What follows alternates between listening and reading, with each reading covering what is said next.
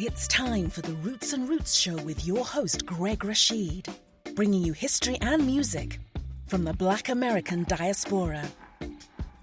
Greg and his guests' goal is to root the show's information in your psyche, providing you the roots to expand knowledge within your community. Now here's your host, Greg Rashid.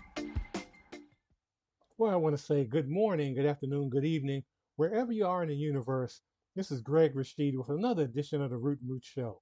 For many people, you listen at your convenience on various platforms on the internet, but a lot of folks listen every Sunday afternoon at 3 p.m. Mountain Time on KUHSdenver.com, created by the one and only, just saying his name, I just get so excited, the great Henry Archuleta. And I just want to say hi to all my friends in the Colorado region. Hope to get back there at some point. But this show in particular today, it's going to be about Colorado. And I'm going to just get into the interview right now because I interview a dear friend who I haven't talked to in over 20 years, amazingly. I'm talking about George Tinker. We're going to get into the interview right now. So know you'll enjoy this interview. So let's get into it right now. And again, this is Greg Rashid with the Root and Root Show. And I am honored to have on someone that's, just a legendary figure. And I can say a friend of mine who I have not seen or talked to in over 20 years. I feel ashamed. But this man, he educated me so much on just the Native American movement. Just education on theology. Just an amazing fellow. And who I'm talking about is a professor emeritus of the Isleth School of Theology, activist, lecturer, scholar, just an amazing person. I'm talking about Professor George Tinker, and I know him as Tink. So how you doing, Tink? I'm surviving, Greg, and I'm really glad to be talking with you and to rekindle our relationship. Yeah, I am so happy. We talked off the air about going to meet often for lunch over at the Jerusalem Cafe in Denver, and I just, really enjoyed that. And your visits to my organization, I was running the American Friends Service Committee back in the 90s, and so much wisdom that you imparted to me. And one book, you've written many books. There was one book in particular that was in our library at AFSC before I even got there. And then when I met you, you were surprised it was there. And you said, you got to read it. I said, I read it. And I'm talking about Missionary Conquest. That book is amazing. That book was something. It just opened my eyes. It is something. And we could do a whole show on that book and the other books you wrote. But we're going to be talking about a subject that you talked about in Westward newspaper in Colorado. And it touched me because besides seeing you again in the article and knowing that, that you're still around doing the work, there are three things in that article that hit home with me. One is that Isleth School of Theology, because besides working with you through Isleth, I worked with other people and went to Isleth School of Theology a lot to give lectures and, especially working with the late great Dr. Vincent Harding, because he's the person that me. He's the one that got me in Denver. He made the recommendation for me to become the director of the American Friends Service Committee. So he was the initial, person that got me there. Also, the second thing is the whole Quaker aspect, because the story that you talk about and what you're going through is with the Quakers. And the American Friends Service Committee is a Quaker organization, Quaker-based organization. And the third thing through is just the whole history of the the atrocities that have gone on with Native Americans, Indians in this country. And also the fourth thing, by the way, is that the location of this story begins in West Virginia, and that's where my family's from. So wow. talk about Clarksburg, West Virginia. So talk about this book that is a book of Christian history that was written, I guess, donated to the Isleth School of Theology in 1893, and just talk about that because it's really it's fascinating, but also just tragic and just awful. Yeah, the book was written in 1759, but in 1779 it was given a new cover. It's a history of Christianity written in Latin. And in 1779, actually a Quaker squatter on Indian land and outside of what's now Fremont, West Virginia, murdered 2 Indian people. And his compadres over in the fort came out and helped him skin both Indians. And they turned the tanned hide of those 2 Lenape gentlemen into trinkets and souvenirs. And one big piece became the new cover for this book. Oh my goodness. And That's where the yeah, and the funny, I mean, it's not funny, but I mean, the Quaker, religion is basically about not killing, not, not harming anything. But that time, anyone of color, Indian and all, was not considered human. So they didn't care about that. yeah, and David Morgan's defense, about 4 years after this murder, he became a Methodist, so he gave up on his Quaker faith. So he had a good excuse then. Methodists can kill. But then he passed this book on to somebody named uh, oh man, the surgery on my shoulder blocks my memory. It'll come to you. But he passed it on to someone. David Barnes. Uh-huh. And David Barnes also was part of that crew that became Methodist. And this David Barnes was much younger than Morgan. And eventually he settled in Ohio and kept that book with him. He became both a medical doctor and a licensed lay preacher in the Methodist Episcopal Church.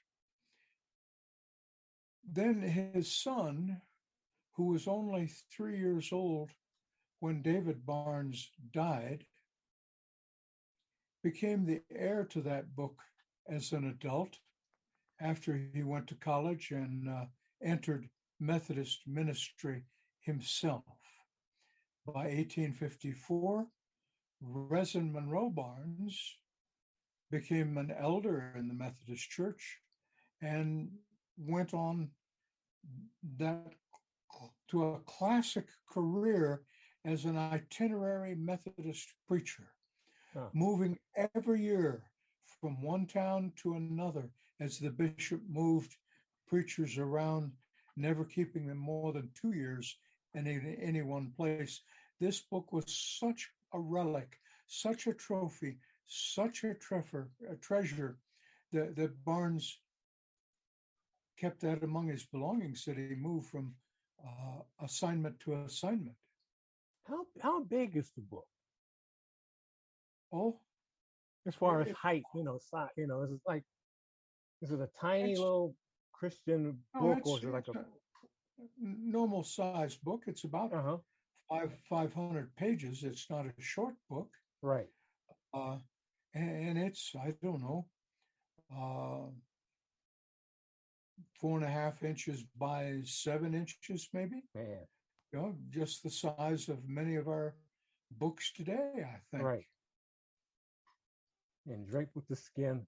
Oh man, I mean that's just terrible. Well, go ahead. In 1890, R.M. Barnes, as he was known, decided to transfer to the annual conference of the Methodist Church in Colorado and extend his ministry into this new colonialist frontier, at least for Methodism. So he was already in Colorado when Isleth School of Theology was founded at the University of Denver in 1892. And of course, there was a call for books to build up the library of this new school of theology, and many clergy gave books to Isleth at that time. And R.M. Barnes gave his most important treasure. He gave this book bound in the tan skin of a Lenape murder victim. Man. Isleth, and we've got to remember that John Evans, the former territorial governor, was chair of the Board of Trustees at that time. The Bishop Henry White Warren was on the Board of Trustees, and his wife was John Isleth's widow, uh, Elizabeth Isleth Warren. Uh-huh. They're all part of taking this book. And the librarian immediately, evidently, found it important enough to put inside of a glass case right at the entrance of the library. Man. For everyone to come in and gawk and see it and celebrate this colonialist murder trophy. So they knew. It wasn't like they got the book and they didn't know what the cover was. They knew. That was part of the treasure of the book, yes. Wow. Of course, they framed it differently, Greg. They framed it as some valiant, romantic frontier killing of an Indian to save his children. But when you go back and read the evidence of the time, that's not the way it played out. Right. The way it played out was this intruder, David Morgan, who had squatted a farm up on the upper banks of the Monongahela River, saw an Indian on the far reaches of his property. And because he was known as a good shot, he thought it an easy kill.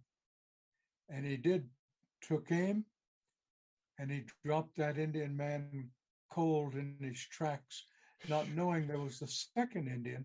And since these are muzzle loaders, he's lucky he got out of that context alive. Right. But it begins with a cold-blooded murder. But then the colonialists thought it was their Christian right to kill Indians. They didn't give it a second thought. Right. I mean, Indians occupied the land that they wanted. They needed to open up this new Canaan for this new Israel. And the only way to do that is to do what the God of the Old Testament told the Jews to do, the Israelites to do: kill all the Canaanites, men, women, and children.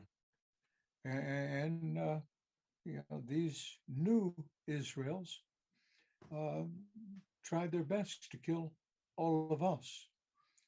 And that's what David Morgan was doing. And so the book is... I don't think R.M. Barnes knew that whole story, because he was only 3 when his dad died. So he has some fantastic made-up story romance about how that played out, and that accompanies the book on display. It simply is wrong. It's even attributed to a different Morgan, to a General Daniel Morgan, not even related to David Morgan, who couldn't have been involved at all because he was never in West Virginia. He was a general with the Continental Army fighting in the Revolutionary War on the East Coast. So all the information is wrong. And when I was doing research for this, after I read the article and and sent you the email initially to get you on the program, I saw that David Morgan, there's still a statue of him in West Virginia, if I'm not mistaken. Yes, he's celebrated for these murders. Celebrated as a pioneer, frontiersman, and Indian killer. It's on the statue in Fairmont. You would think, especially what happened a couple of years ago when a lot of these statues were coming down of these racists and all that were committed atrocities in this country to your people and my people, that would have been a statue that came down. But I guess a lot of people don't know about it or don't, I'm afraid the liberals are more concerned about getting rid of Confederate statues. They're not doing as good a job of cleaning up their own messes up in the North. Yeah, that's a good point. That's why I want